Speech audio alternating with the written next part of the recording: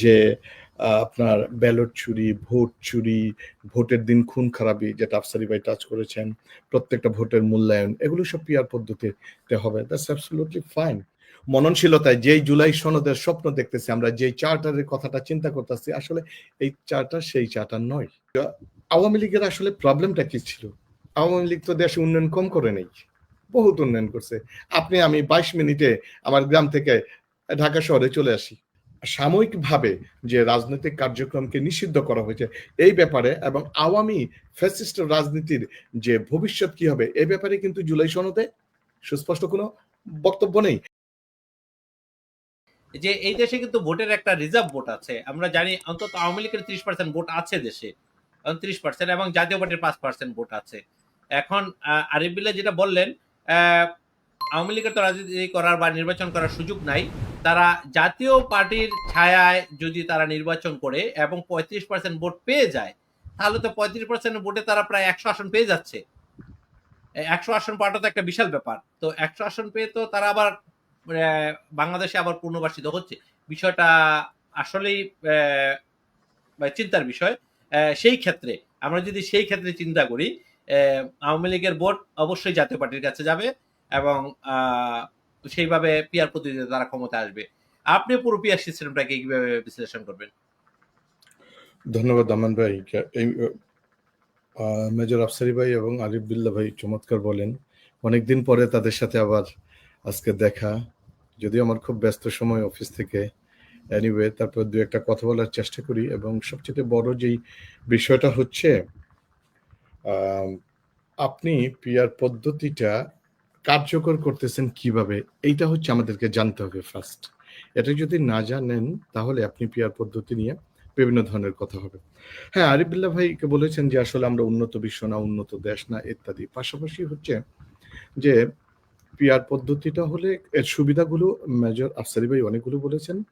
সবচেয়ে বড় যে সুবিধাটা সেটা হচ্ছে আপনার যে ফ্যাসিস্ট, ভবিষ্যতে কোনো ফ্যাসিস্ট তৈরি হতে পারবে না। অনেকগুলো সুবিধা রয়েছে। এ ব্যাপারে আমি বেশ কয়েকটা টকশোতে আমি বিস্তর বলেছি যে আপনার ব্যালট চুরি, ভোট চুরি, ভোটের দিন খুন খারাপি যেটা আফসারি ভাই টাচ করেছেন, প্রত্যেকটা ভোটের মূল্যায়ন এগুলো সব পিআর পদ্ধতিতে হবে। That's absolutely fine.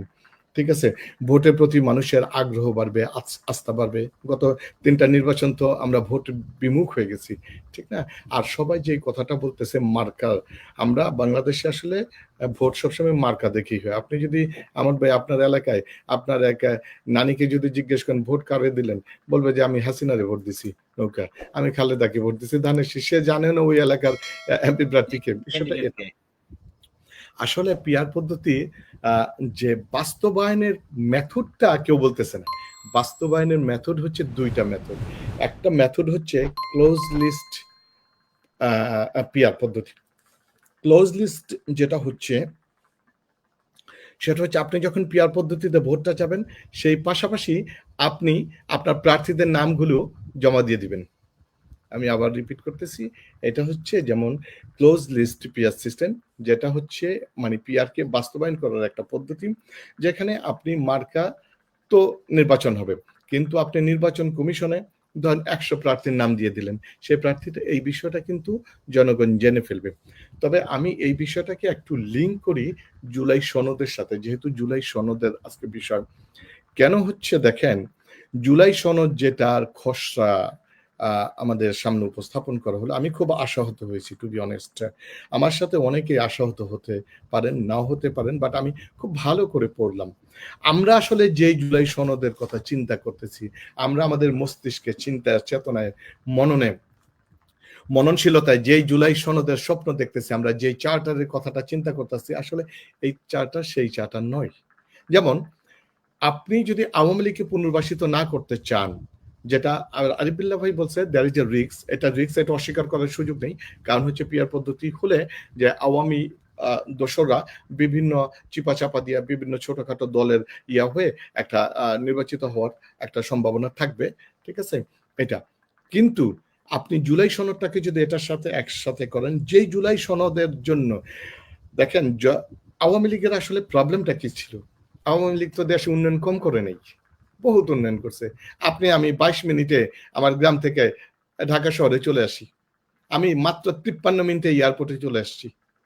আমার বাসা থেকে ৫৩ মিনিটে ক্যানিগঞ্জ থেকে। উন্নয়ন তো কম করে নেই। বাংলাদেশকে উন্নয়নের মহাসড়কে উঠিয়েছে। প্রবলেমটা কি ছিল? আওয়ামী লীগ কিন্তু জনগণের ভাষা বুঝে নেই। ভাষা বুঝতে ফেল করেছে। The pulse of the nation যেটা ছিল এটা কিন্তু বুঝতে ফেল করেছে। জনগণ কি চায়?